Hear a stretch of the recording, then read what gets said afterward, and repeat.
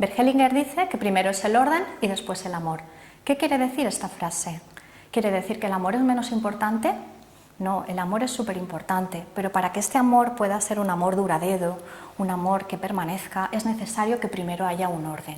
Sería como las piezas de un puzzle que están desordenadas y que primero tenemos que ordenar para que la imagen final sea bonita. María, ¿nos puedes contar algún caso en el que se ilustre que primero es el orden y después el amor? Sí, puedo mencionar algunos ejemplos precisamente de los conflictos con los que vienen las personas a constelar.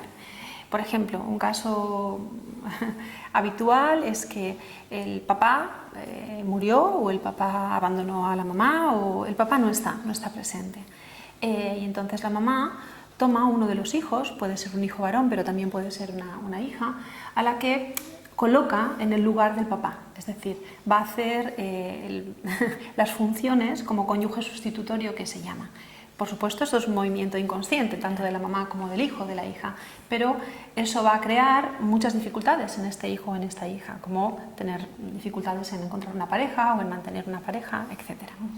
Otro desorden importante es cuando, pensando que soy la primera hija de mis padres, no es así. Ha habido un niño que no llegó a nacer, por lo que sea, o bien de mis dos padres, o bien solo de mi madre o solo de mi padre. En cualquier caso, yo no soy la primera.